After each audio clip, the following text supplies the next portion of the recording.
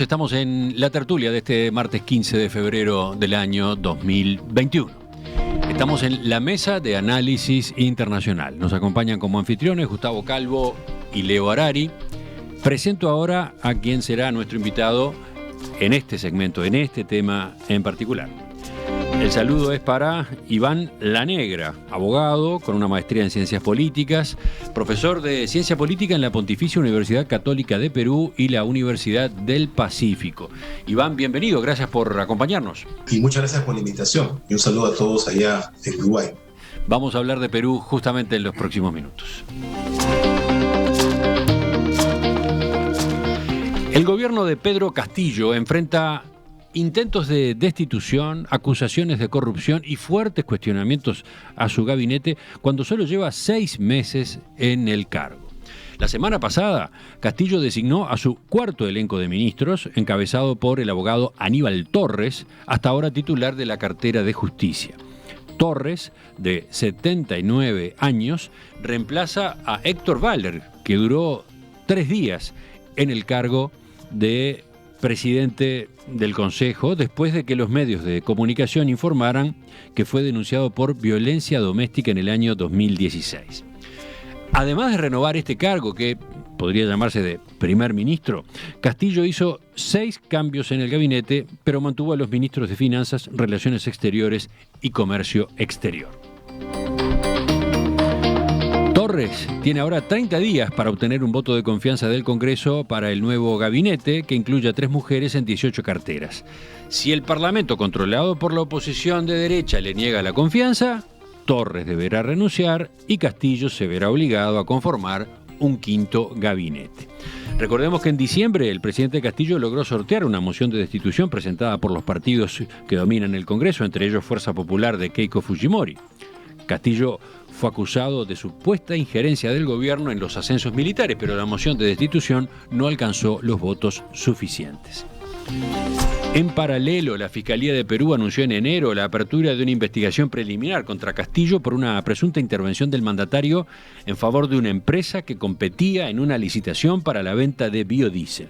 Sin embargo, aclaró entonces la Fiscalía, estas actuaciones quedan suspendidas hasta que Castillo culmine su mandato de 5 años en 2026, puesto que el presidente cuenta con inmunidad absoluta que trasciende el ámbito procesal penal del país. Un dato más para terminar con la descripción del cuadro: la desaprobación del presidente Castillo llegó hasta 69% y alcanzó su nivel más alto en casi estos 7 meses de gobierno. Quiero empezar preguntándole entonces a nuestro invitado de esta mañana. Quiero pedirle al profesor Lanegra que nos cuente cuál es la síntesis de esto, o mejor dicho, cuál es la explicación de toda esta inestabilidad. ¿Qué es lo que está jugando acá? ¿La inexperiencia de Castillo como presidente o en la política, la fragilidad de la coalición que lo apoya, o por otro lado un juego, no sé cómo llamarlo, irresponsable, permanentemente crítico de la oposición? ¿Qué es lo que está de por medio? Sí, bueno, nuevamente gracias por la invitación. Lo primero que hay que entender es que el Perú vive a lo largo ya de 3 décadas un proceso de debilitamiento muy serio de sus partidos políticos.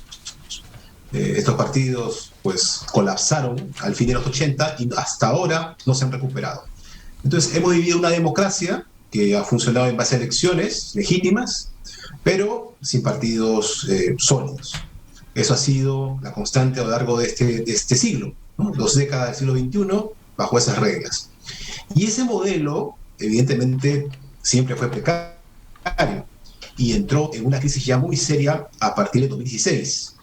Cuando uno de los elementos que sostiene el modelo, que es la confianza en las elecciones, empezó a ser minado. Cuando la candidata perdedora en esa ocasión cuestionó los resultados electorales y empezó una situación de ataque muy directo al entonces presidente Kuczynski.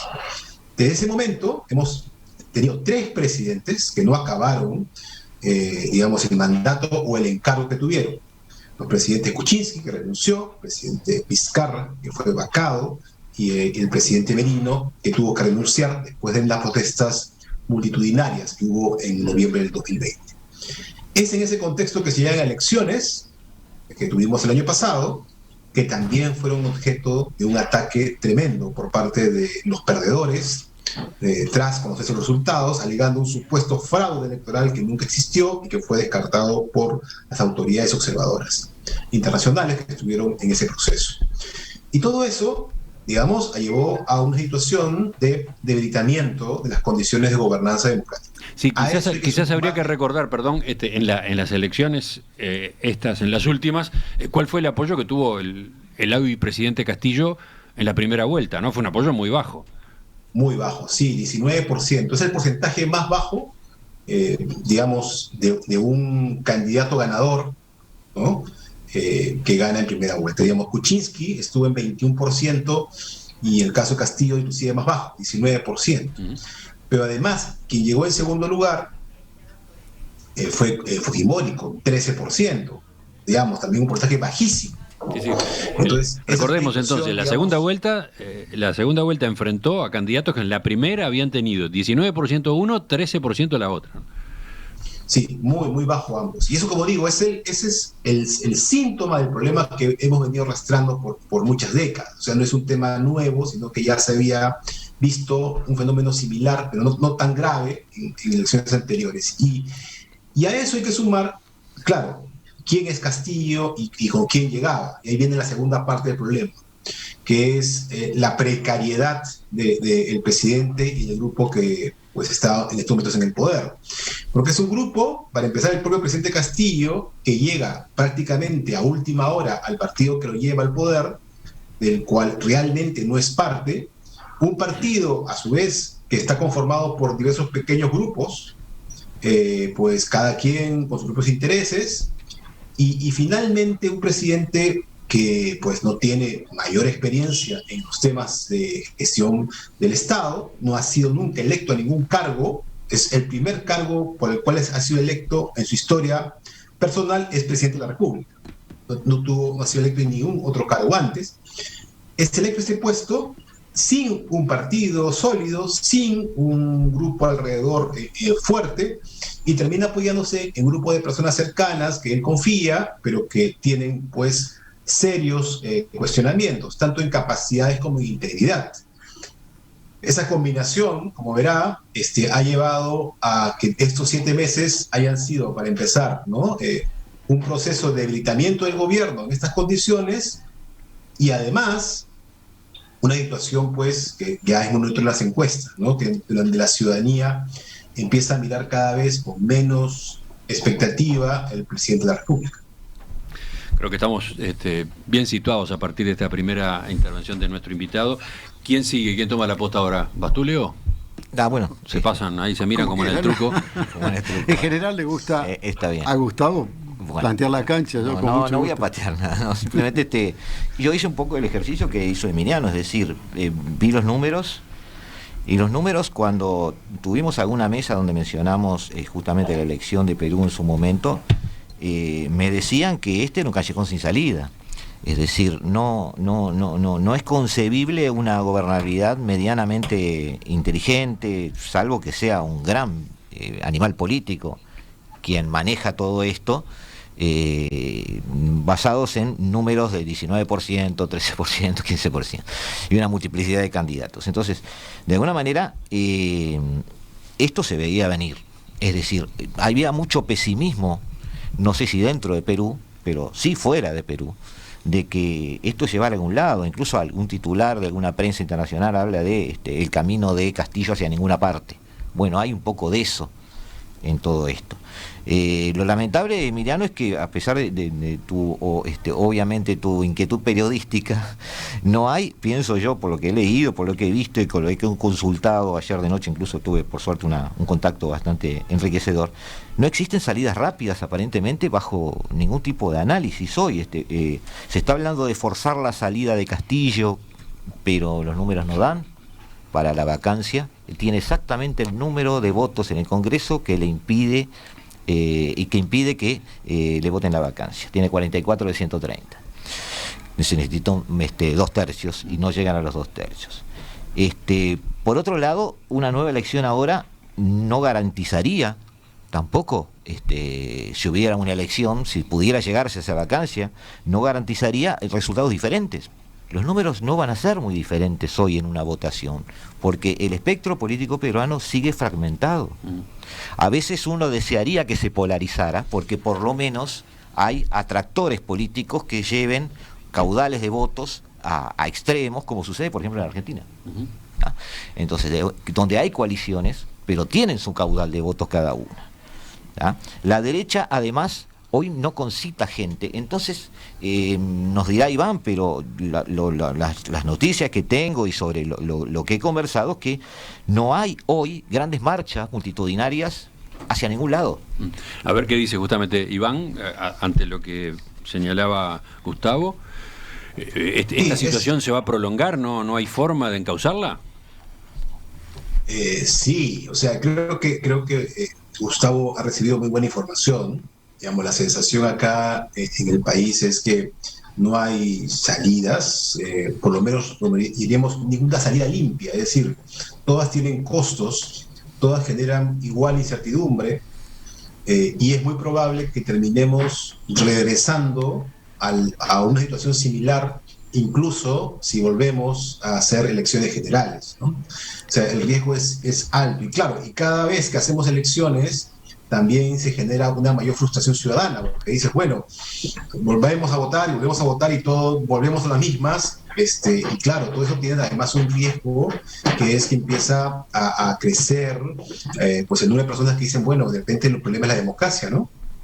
De repente aquí ya el tema ya no es, digamos, posible resolverse a través de elecciones, busquemos otro camino. Pero eso por ahora todavía no es, digamos, algo que esté sobre la mesa, pero una situación de agravamiento de la crisis podría ir generando espacio para algo así. Entonces, ese es, digamos, el riesgo mayor.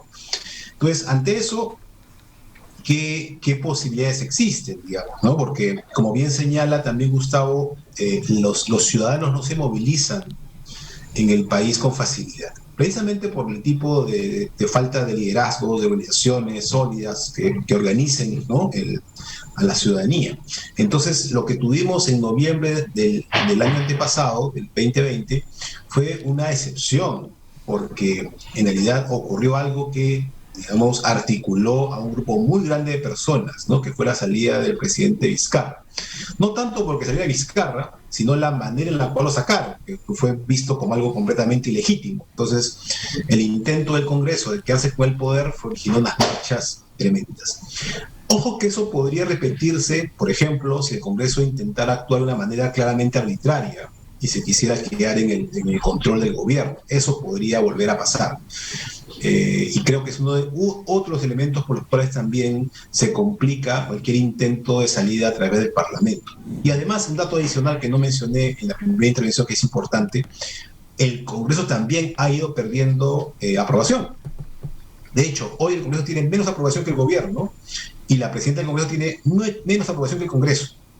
Entonces, digamos, estamos hablando de una aprobación del 21%, ¿no?, bajísimo, para 7 meses en el puesto, ¿no? Entonces, es una situación muy complicada, ¿no?, muy complicada la que estamos viviendo aquí, y en verdad, digamos, si hubieran actores un poco más sensatos, lo que uno estaría viendo ahora son actores del gobierno y del Congreso sentándose a la mesa a decir, vamos a buscar una vía de respuesta política a esto.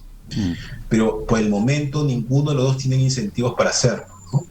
Sí, veía, por ejemplo, una de las últimas noticias de Perú es que el oficialismo, el partido Perú Libre, presentará una moción de censura contra la presidenta del Congreso, María del Carmen Alba, sí, por haber participado en una reunión en la que estuvieron otros legisladores de la oposición, donde el tema fue la manera de instrumentar la vacancia del presidente Pedro Castillo.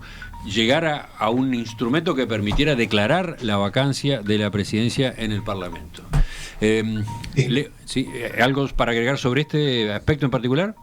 Sí, bueno, se refiere a una reunión, a un almuerzo que tuvieron los miembros de la oposición, al parecer como parte de un evento, digamos, de una fundación política alemana que organizó un evento, y luego tuvieron un almuerzo, y para mala suerte de ellos, había un periodista justo en el mismo restaurante y estuve escuchando toda la conversación, y en la conversación efectivamente hablaban sobre posibles caminos para eventualmente sacar al presidente de la República. ¿Qué ¿no? artículo de la Constitución podría modificarse para acelerar la salida del presidente Castillo?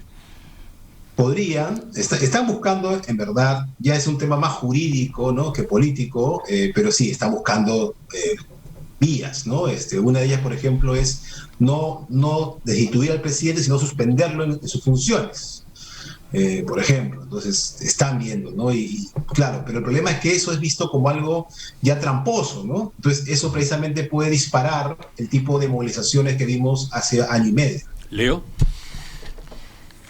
Bueno, lo primero que se me ocurre es que es presidente Castillo de naipes, porque está en una situación muy, muy volátil. Lo que sorprende es que Perú ha sido uno de los países que ha crecido económicamente de la forma más estable y seguida en esta última década. Es el segundo productor de cobre mundial, 10% de la producción, tiene 100% de su producción es comprada automáticamente por China, que es el primer consumidor, y ha tenido una economía que no parece acompañar el sistema político, ya sea porque está muy radicalizado, fraccionado, vulnerable, pero es difícil conciliar, es difícil pensar un país que está permanentemente en crecimiento. Incluso con la pandemia bajó menos 2% y subió 13%, con lo cual está siempre adelante gracias fundamentalmente a la exportación de minerales. Bueno, eso es difícil de entender. Sí se entiende después de la época Fujimori, porque fue en buena parte quien parece, por lo menos observándolo desde afuera, quien desarmó una parte de la institucionalidad, digamos, pasó por encima de la institucionalidad más o menos instalada en Perú desde hace tiempo. Entonces, a mí me quedan más preguntas, y aprovechando que está Iván, prefiero que sean preguntas que afirmaciones. Pero, por ejemplo, ¿existe peligro de un golpe de Estado? ¿Existe...? Contesta Iván, no ahora. Sí, esa es la respuesta. No ahora. Sí, no ahora, para empezar, porque los militares están claramente en contra de una salida de ese tipo en estos momentos, ¿no? Claramente. Y además lo han hecho muy evidente, ¿no? En momentos críticos que hemos tenido, se han puesto de costado, con ellos no es el tema, han dicho sencillamente nos atendemos a lo que los civiles decidan, punto, ¿no? Entonces eso es un elemento que no ha cambiado, y creo que solo una situación muy caótica, ¿no?, de situación muy, muy crítica podría generar una situación de riesgo autoritario, pero en estos momentos aún no. ¿Otra pregunta, Leo? No. Sí. No, está bien, me tranquiliza, digamos. El hecho es que existen movilizaciones populares, a pesar de lo que se ha dicho. En la infraestructura de carreteras, por ejemplo, las únicas carreteras que funcionan más o menos son las que salen de las minas con el cobre hacia los puertos.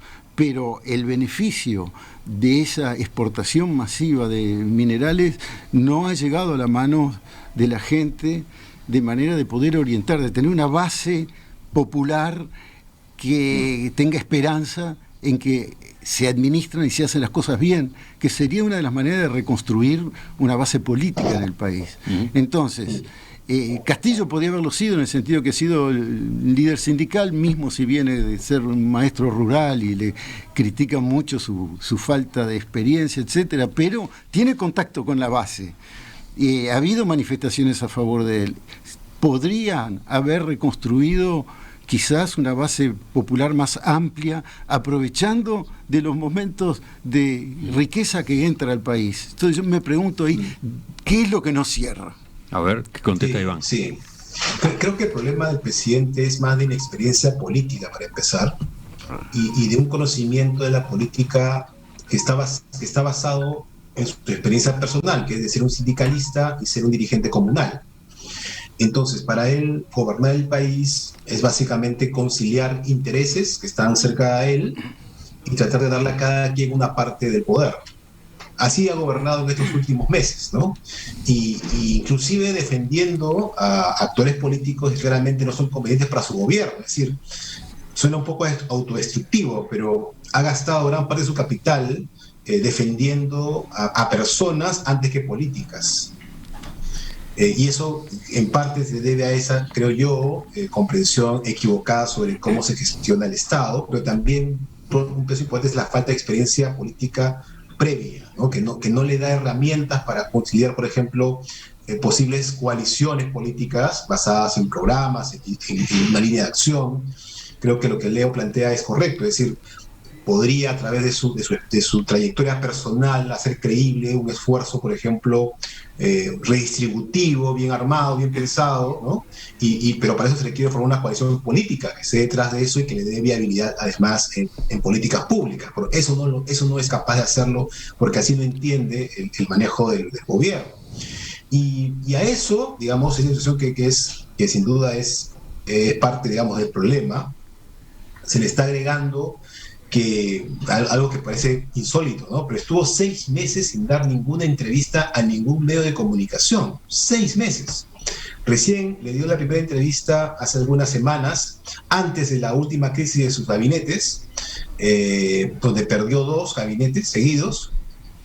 Pues en esa crisis se ocurrió porque dio 3 entrevistas y una de ellas a un canal internacional, en donde en verdad el presidente quedó, digamos, muy mal y por lo tanto generó más problemas que soluciones. Entonces, además hay un problema de comunicación entre el presidente y los actores políticos y la ciudadanía. Entonces, es un panorama, digamos, pareciera como si fuera una tormenta perfecta, ¿no? Y el último punto sobre la economía, algo muy rápido, ¿no?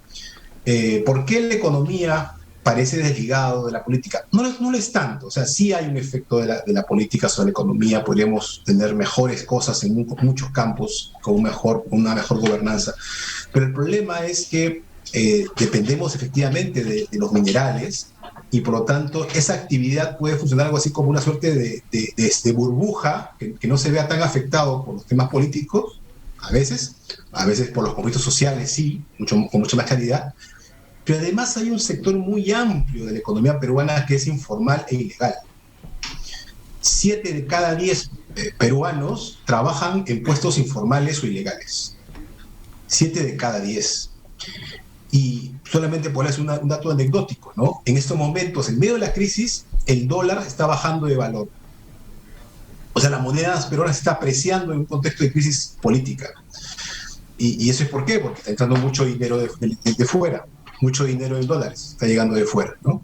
Tanto de la vía formal como de la vía informal ilegal. Entonces, eso explica parte de esta situación que parece pues un poco incomprensible, ¿no? De una economía que sigue avanzando, pero con miles de problemas, ojo, ¿ah? Esas economías informales y ilegales generan un montón de problemas sociales, pero más allá de eso, genera ingresos a la mayoría de peruanos.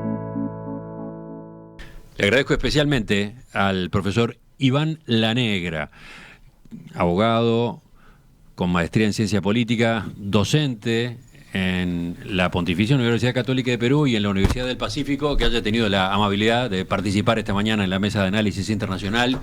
Un abrazo y nos mantenemos en contacto. Gracias a ustedes. Hasta muy pronto.